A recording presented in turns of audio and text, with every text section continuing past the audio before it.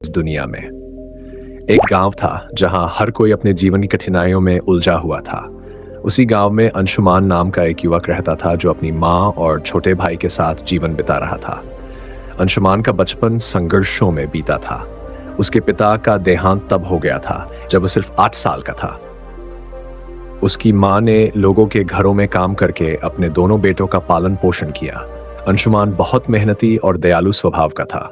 गांव में जो भी परेशानी में होता, अंशुमान सबसे पहले उसकी मदद के लिए खड़ा हो जाता। लोग उसकी प्रशंसा करते, लेकिन उनकी प्रशंसा सिर्फ शब्दों तक ही सीमित थी। एक दिन अंशुमान की माँ गंभीर रूप से बीमार हो गई। गांव के डॉक्टर ने बताया कि उन्हें शहर के बड़े अस्पताल ले जाना होगा, जहां इलाज का खर्च बहुत अधिक होगा। अंशुमान के पास इतने पैसे नहीं थे। उसने गांव के लोगों से मदद मांगी। जिन लोगों की वह हमेशा मदद करता था, वे अब उससे कन्नी काटने लगे। किसी ने कहा, अरे भाई, हमारे अपने खर्चे पूरे नहीं हो रहे, तुझे कैसे मदद करें? तो किसी ने कहा, हम गरीब लोग हैं, तेरी माँ के इलाज के लिए इतना पैसा कहाँ से लाएंगे? अंशुमान को एहसास हुआ कि जिन लोगों को वह अपना समझता था, वे सिर्फ अपने स्वार्थ तक सीमित थे। आखिरकार उसने अपने पिता का पुश्तैनी खेत गिरवी रख दिया और अपनी माँ को शहर के अस्पताल ले गया। माँ का इलाज लंबा चला, लेकिन वह ठीक हो गई। गांव लौटने के बाद अंशुमान का रवैया बदल गया। वह अब किसी पर भरोसा करने से कतराने लगा। उसकी नजर में दुनिया का सच यही था, इस दुनिया में कोई अपना नहीं है।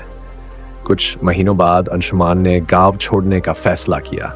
उसने अपनी माँ और भाई को समझाया कि वह शहर जाकर नौकरी करेगा ताकि उनका जीवन बेहतर हो सके। माँ ने उसे रोका, लेकिन अंशुमान का मन बदलने को तैयार नहीं था।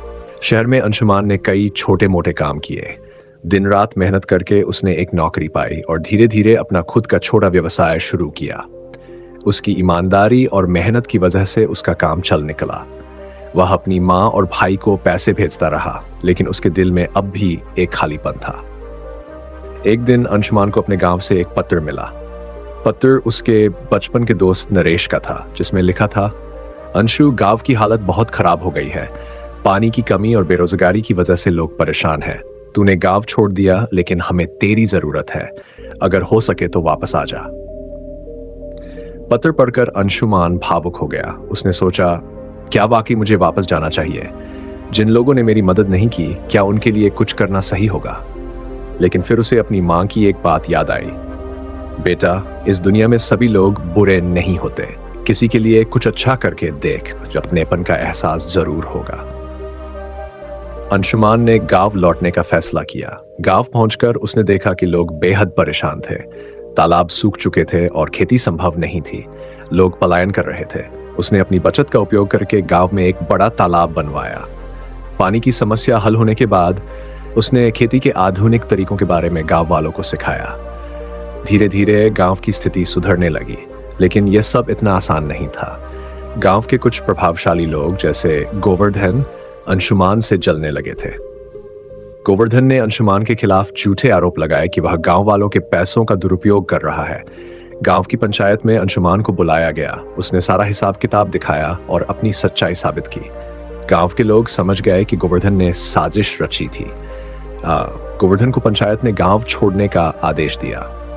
इस घटना के बाद अंशुमान ने अपनी माँ और भाई को भी गांव बुला लिया। उसने सोचा कि शहर की अकेली जिंदगी से बेहतर है कि वह अपने गांव में रहकर लोगों के लिए काम करे।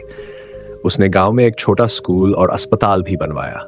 एक दिन गांव के लोग, जिनमें नरेश भी था, उसके पास आए और कहा, अंशु, हम गलत थे। हमने तुझे कभी समझा ही नहीं। तूने जो किया वह हम सबके लिए किसी वरदान से कम नहीं है। अंशुमान मुस्कुराया और कहा, मैंने भी यह सोचा था कि इस दुनिया में कोई अपना नहीं है, लेकिन अब मुझे समझ आया कि अपनन को महसूस करने के लिए हमें खुद किसी का अपना बनना पड़ता है। गांव में खुशहाली लौट आई। अंशुमान ने अपने अनुभव से एक महत्वपूर्ण सबक सीखा, दुनिया वैसी ही होती है जैसा हम उसे बनाते हैं।